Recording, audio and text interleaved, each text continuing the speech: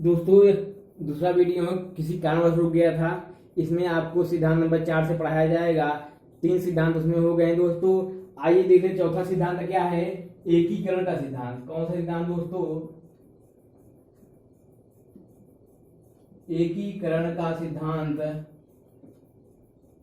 तो दोस्तों इसमें नाम से ही कंफर्म है, कैसा? एक एक करके अगर संधि विच्छेद करेंगे या इसको तोड़ेंगे तो होगा 1 - 1 बराबर एकीकरण, जिसका अर्थ होता है दोस्तों, अर्थात यह कहना जाता है कि बालक सबसे पहले किसी वस्तु या तथ्यों को छोटे छोटे रूपों में उसे या एक एक करके अध्ययन करता है, तत्पश्चात उसे मिलाकर उसको संगठित करके अपना विकास कैसा करता है। जैसे दोस्तों यह कोई वस्तु या तथ्य हो गए, बालक इसको अन्य छोटे छोटे रूपों में तोड़ता है। क्या? छोटे छोटे रूपों में तोड़ता है। तोड़ने के पश्चात इसका विश्लेषण करता है। क्या? अध्ययन या विश्लेषण करता है। अध्ययन या विश्लेषण करने के पश्चात इसको क्या करेगा? सबको मिला देगा। क्या? सबको मिला देगा। तत्पश्चात मिलाने के बाद अपना विकास करता है। इस सिद्धांत का मतलब यही होता है दोस्तों, बालक किसी वस्तु या तथ्यों को पहले छोटे छोटे रूपों में उसका अध्ययन करता है, तत्पश्चात सबको एक साथ मिलाकर उसका अध्ययन करके अपना विकास करता है दोस्तों। जैसे जब बालक जब जन्म लेता है तो सबसे पहले अपने कलाई का प्रयोग करता है, ठीक है। तत्पश्चात वह उंगलियों का प्रयोग करना सीखता है और सबसे अंत में कलाई और उंगलियों को एक साथ मिलाकर प्रयोग करता है और अपना विकास करता है, अधिगम करता है दोस्तों। यह सिद्धांत यही कहना चाहता है, एकीकरण का सिद्धांत। आइए देखते हैं पांचवा कौन सा सिद्धांत है। ठीक है दोस्तों, तो पांचवा सिद्धांत है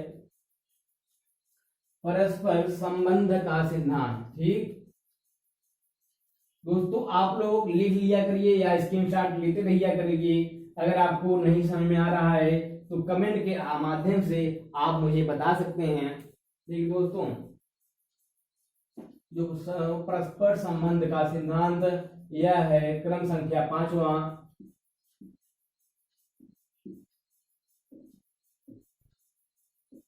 तो दोस्तों यह क्या कहना चाहते हैं? परस्पर का मतलब आप लोग जानते हैं।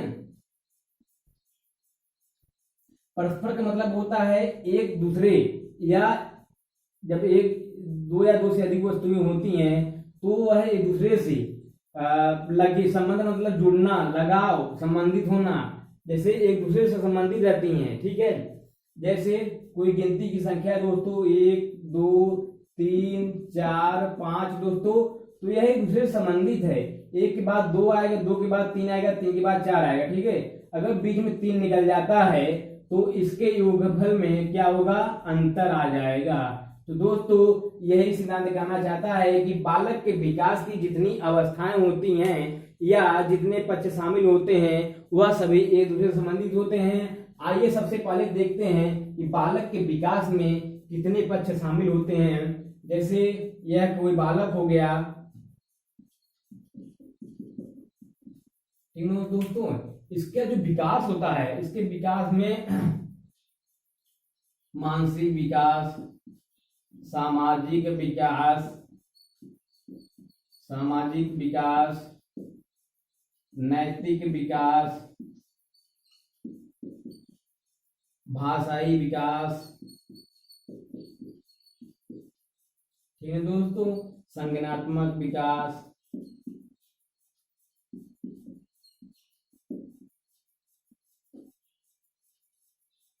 शारीरिक विकास।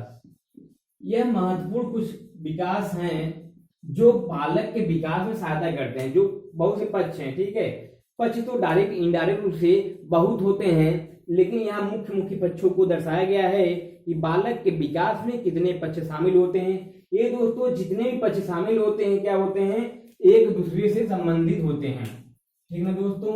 एक दूसरे से संबंधित होते हैं और कोई एक पक्ष, जैसे शारीरिक पक्ष अगर प्रभावित होता है, बालक के शारीरिक पक्ष में कोई समस्या आती है तो प्रत्येक पक्ष, चाहे वो मानसिक पक्ष हो, सामाजिक पक्ष, नैतिक पक्ष, भाषाई पक्ष, संज्ञानात्मक पक्ष, वह प्रभावित होता है।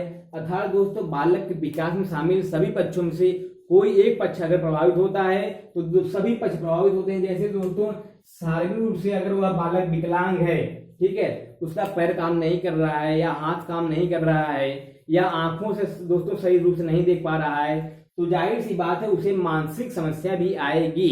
उसका मानसिक तीव्र गति से नहीं विकास कर पाएगा।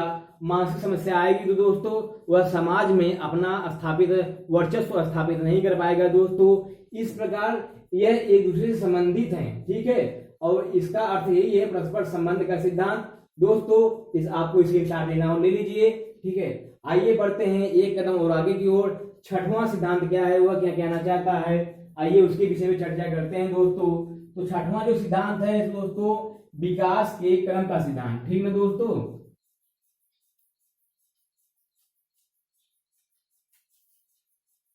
छठवां सिद्धांत है विकास के क्रम का सिद्धांत। दोस्तों यहाँ एक शब्द आया है विकास और दूसरा शब्द आया है क्रम, ठीक है। विकास आपको तो बता दिए हैं कि बालक का विकास जन्म से लेकर मृत्यु पर्यंत कुछ न कुछ चलता रहता है। क्रमिक का मतलब है वह क्रमिक रूप से, क्या क्रमिक रूप से या व्यवस्थित रूप से, ठीक दोस्तों। अब इसका मतलब क्या होता है, जैसे दोस्तों गिनती की संख्या अगर हम लेते हैं 1 2 3 4, तो दोस्तों इसका मतलब यह है कि यह एक क्रम से आएगा, ठीक है। 1 के बाद ही 2 आएगा, 2 के बाद ही 3 आएगा, 3 के बाद ही 4 आएगा। दोस्तों यही इसका क्रम है। अर्थात कभी भी नियम से आप यह नहीं कह सकते कि 1 के बाद सीधा 4 आएगा, ऐसा होगा दोस्तों, नहीं होगा।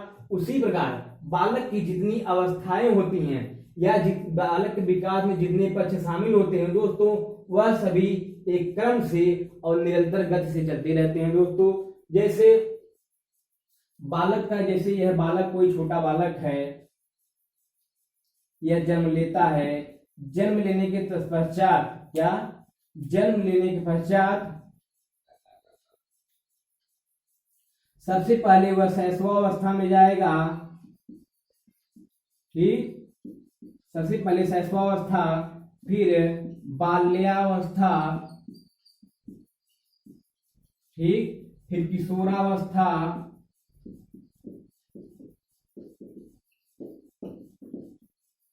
फिर प्रौढ़ावस्था, सबसे अंत वाला है दोस्तों वह है वृद्धावस्था, जो मृत्यु पर्यंत चलती रहती है। जब तक मृत्यु नहीं हो जाती तब तक यह चलती रहती है दोस्तों।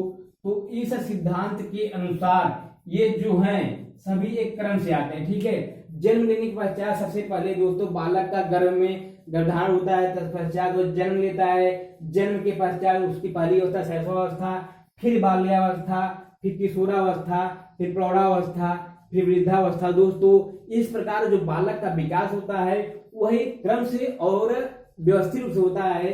अर्थात जन्म लेने के पश्चात शैशवावस्था के पश्चात कभी ऐसा नहीं होगा कि वह डायरेक्ट किशोरावस्था में आ जाए या डायरेक्ट वृद्धावस्था में आ जाए। अगर दोस्तों उसे इन अवस्थाओं तक पहुंचना है तो उसे बाल्यावस्था से होकर गुजरना होगा, एक क्रम से जाना होगा दोस्तों, ठीक है। मुझे उम्मीद है आप लोग को समझ में आ गया होगा कि इस सिद्धांत कहना क्या चाहता है, इसका मतलब क्या होता है। दुनिया का प्रत्येक बालक चाहे जहां का हो वह इन अवस्थाओं के क्रम से चलता है दोस्तों। जैसे एक पॉइंट और है उससे आप समझ लीजिए, 32 से 36 माह का बालक उल्टे हाथों से उल्टा गोला बनाना प्रारंभ कर देता है दोस्तों, जबकि 60 माह का बालक सीधे हाथों से सीधा गोला बनाना शुरू कर देता है जो दोस्तों। और 72 माह का जो बालक होता है यह उल्टे और सीधे, सीधे और उल्टे हाथों से सीधा और उल्टा गोला दोनों प्रकार का बनाना शुरू कर देता है। सीधा व उल्टा गोला दोनों प्रकार के बनाना शुरू कर देता है दोस्तों। तो इस प्रकार इसका मतलब यही है जो बालक की जितनी अवस्थाएं होती हैं या बालक के विकास में जितने पक्ष शामिल होते हैं, चाहे मानसिक पक्ष हो गया, सामाजिक पक्ष हो गया, सामाजिक पक्ष हो गया, नैतिक पक्ष हो गया, भाषाई पक्ष हो गया और शारीरिक पक्ष हो गया, वह सभी एक क्रम से और व्यवस्थित रूप से चलते रहते हैं दोस्तों। आइए बढ़ते हैं जो विकास के सिद्धांत जो है सातवां कौन सा है दोस्तों, उसको देखते हैं। छठवां बहुत ही महत्वपूर्ण है दोस्तों, उसको उसका एक अलग चैप्टर है जिसे मैं आप लोग को अच्छी तरह से पढ़ाऊंगा। उसका नाम है आनुवंशिक एवं वातावरण का सिद्धांत या अंतःक्रिया का सिद्धांत।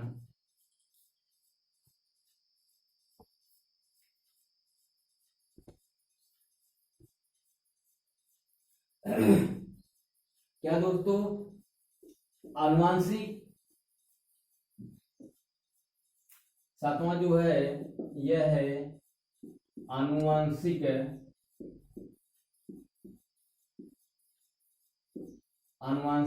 और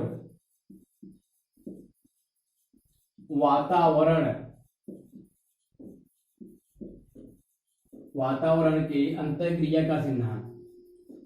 वातावरण के अंतःक्रिया का सिद्धांत दोस्तों।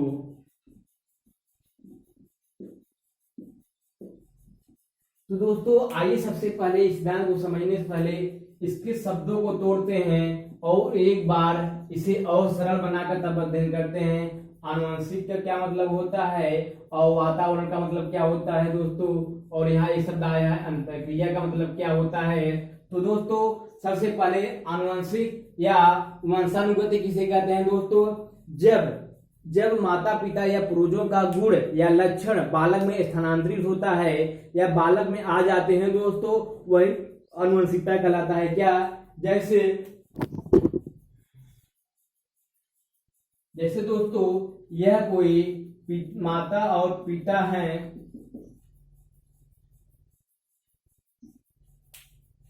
मान लीजिए यह पिता हैं और यह माता जी हैं दोस्तों।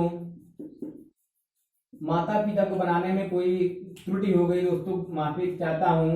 माता हमेशा रेड में रहती हैं क्योंकि ये मेल हैं, ये फीमेल हैं। ठीक दोस्तों, जब इनका गुण और लक्षण क्या होता है, जब इनके बच्चों में स्थानांतरित होता है। ठीक है दोस्तों, जब इनके बच्चों में स्थानांतरित होता है वही वंशानुगति या आनुवंशिक लक्षण कहलाता है। क्या दोस्तों, अब इसके गुण में क्या क्या शामिल होगा, गुण में शामिल होगा शारीरिक लक्षण दोस्तों या शारीरिक गुण या मानसिक लक्षण। ठीक है दोस्तों, मानसिक गुण या सामाजिक गुण। एक बालक के विकास में जितने पक्ष शामिल होते हैं उन सभी का गुण यह आनुवंशिकता के माध्यम से बच्चों में स्थानांतरित होता है, उसी को आनुवंशिकता या वंशानुगति लक्षण कहते हैं दोस्तों। बहुत से मनोवैज्ञानिक अक्षर। हाँ दोस्तों, अब आइए देख लेते हैं वातावरण किसे कहते हैं। ठीक है दोस्तों, क्या वातावरण किसे कहते हैं। तो दोस्तों एक बालक क्या, जैसे यह कोई बालक हो गया,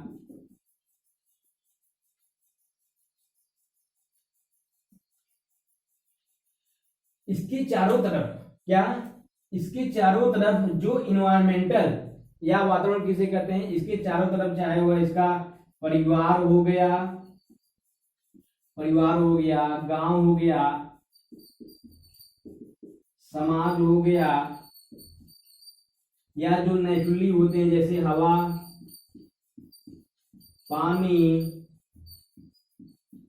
पेड़ पौधे, क्या दोस्तों, पेड़ पौधे इत्यादि वह विभिन्न पक्ष या जो वस्तु या तथ्य जिसमें बालक रहकर अपना विकास करता है दोस्तों, चाहे उसका परिवार हो, चाहे घर हो, चाहे गांव हो, चाहे समाज हो, हवा हो, पानी हो, पेड़ हो, पौधे हो, आकाश हो इत्यादि जो उसको चारों तरफ घेरे रहती है दोस्तों, तो यही उसका वातावरण कहता है, ठीक कहलाता है। ठीक है दोस्तों, अब क्या होता है, बहुत से मनोवैज्ञानिक कहते हैं कि बालक के विकास जो होता है वह उसके आनुवंशिक लक्षण या आनुवंशिक गुण की वजह से होता है। जैसे एक मनोवैज्ञानिक नहीं दोस्तों, एक वैज्ञानिक है जॉन मेंडल। ठीक है दोस्तों, इन्होंने अपना आनुवंशिकता पर एक सिद्धांत दिया है और मटर पर प्रयोग किया था। इनके अनुसार जो बालक मतलब किसी का जो विकास होता है वह आनुवंशिक लक्षण या वंशानुगत की वजह से होता है, तथा ये कहते हैं किसी के विकास में जो यह होता है यह मुख्य रोल अदा करता है, मुख्य रोल अदा करता है। ठीक है दोस्तों, कौन कहते हैं? आनुवंशिक जो होता है यह मुख्य रोल अदा करता है। और दूसरे मनोवैज्ञानिक हैं दोस्तों वाइगोस्की। कौन है? वाइगोस्की है, यह मनोवैज्ञानिक हैं। इनके अनुसार किसी बालक का जो विकास होता है वह उसकी समाज की या वातावरण की देन है। इनका सिद्धांत है दोस्तों, मनोविज्ञान ने एक सिद्धांत दिया है अधिगम, सामाजिक अधिगम सिद्धांत, जिसमें उन्होंने कहा है कि बालक का जो विकास होता है वह उसकी वातावरण या उसके का देन है दोस्तों। तो इन्होंने इसको जो मुख्य बताया है, क्या इन्होंने कहा यह मुख्य होता है और जो वाननिकता होता है वह गौण होता है। लेकिन नहीं दोस्तों, सत्य यह है कि दोनों बालक के विकास में, ठीक है दोस्तों, दोनों बालक के विकास में अंतर क्रिया करके एक दूसरे से मिलजुल कर, चाहे वो आनुवंशिक गुण हो चाहे वातावरण हो, दोनों के अंतर क्रिया के पश्चात, क्या दोनों के अंतर क्रिया के पश्चात ही दोनों जब मिलते हैं और एक दूसरे से अंतर क्रिया करते हैं तब जाकर बालक का विकास होता है दोस्तों। ठीक है, और यही इसका, जब दोनों मिलते हैं बालक के विकास के लिए, यही इसका अंतर क्रिया कहा जाता है दोस्तों। तो बालक के विकास में आनुवंशिकता और वातावरण दोनों मुख्य भूमिका के रूप में अपना रोल अदा करता है दोस्तों, तब जाकर इस बालक का विकास होता है। यही था आनुवंशिक और वातावरण के अंतर क्रिया का सिद्धांत। इसको आपको इसकी शॉर्ट नाम ले लीजिए, लिखना हो लिख लीजिए। आइए पढ़ते हैं जो अगला सिद्धांत है वह कौन सा सिद्धांत है दोस्तों? वह है सामान्य से विशिष्ट की ओर का सिद्धांत। क्या? बालक के विकास के सामान्य से विशिष्ट ओर का सिद्धांत। तो दोस्तों मुझे उम्मीद है आपको यह सब अच्छे से समझ में आ रहा होगा दोस्तों। अगर अच्छे समझ में आ रहा हो तो आप लोग लाइक करिए, कमेंट करिए और वीडियो को और लोगों तक पहुंचाइए दोस्तों।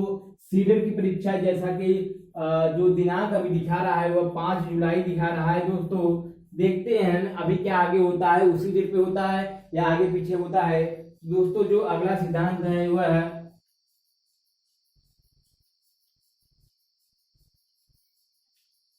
क्या दोस्तों? जो अगला सिद्धांत है वह है सामान्य से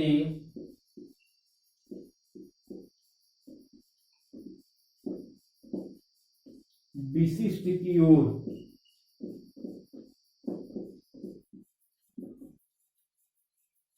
सामान्य से विशिष्ट की ओर का सिद्धांत। ठीक है दोस्तों, आइए देख लेते हैं इसका सामान्य का क्या होता है, विशिष्ट का अर्थ क्या होता है। सामान्य का अर्थ होता है जैसे दोस्तों 2 या 2 से अधिक बालक एक रूम में या कहीं बैठे हुए हैं, वह सब एक दूसरे में समानित होते हैं, एक दूसरे के समान होते हैं। इसे सामान्य शब्दों से परिभाषित किया जाता है दोस्तों। विशिष्ट जो होता है जैसे 2 या 2 से अधिक बालक कहीं बैठे हुए हैं, ठीक है दोस्तों, 2 या 2 से अधिक बालक कहीं बैठे हुए हैं, तो उसमें से एक बालक, इसमें से एक बालक जो है वह सभी से कुछ न कुछ लक्षण से भिन्न होता है, चाहे शारीरिक रूप से चाहे मानसिक रूप से। इसे ही विशिष्ट शब्दों से विशिष्ट शब्द का प्रयोग करेंगे इसके लिए दोस्तों। यही होता है सामान्य और यही होता है विशिष्ट। तो इस सिद्धांत कहना क्या जाता है दोस्तों? बालक अपने विकास में सबसे पहले समान अंकुरियां करता है, तत्पश्चात जैसे जैसे बालक की आयु में वृद्धि होती है या अवस्थाओं में वृद्धि होती है, वह विशिष्ट अंगों का प्रयोग करके विशिष्ट प्रक्रियाएं करने लगता है दोस्तों।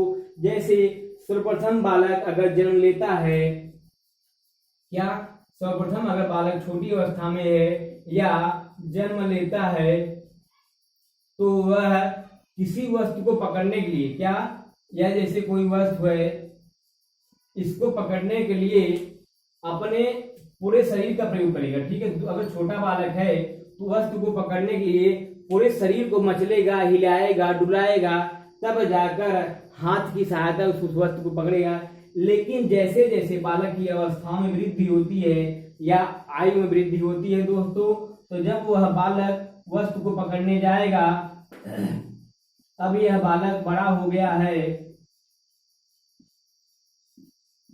तो जब यह बालक वस्तु को पकड़ने जाएगा, ठीक है दोस्तों, जैसे यह कोई वस्तु हो गया, जब ये वस्तु को पकड़ने जाएगा तो केवल हाथों का प्रयोग करके उस वस्तु को पकड़ लेगा दोस्तों। तो यही है सामान्य से विशिष्ट की ओर। यहाँ सामान्य मतलब पूरे शरीर का प्रयोग कर रहा है सामान्य रूप से वस्तु को पकड़ने के लिए। लेकिन जब बालक की आयु वृद्धि हो गई तो यहाँ विशिष्ट केवल एक अंग, क्या विशिष्ट तौर पर केवल एक अंग हाथ का प्रयोग करके विशिष्ट कार्य कर रहा है, वस्तु को पकड़ रहा है। यही सिद्धांत का मतलब है दोस्तों। यह हो गया आपका 8 सिद्धांत। एक सिद्धांत और है दोस्तों, आइए देखते हैं वह क्या कहता है। परिपक्वता का सिद्धांत उसे कहते हैं दोस्तों। कौन सा सिद्धांत? परिपक्वता का सिद्धांत 9वां है।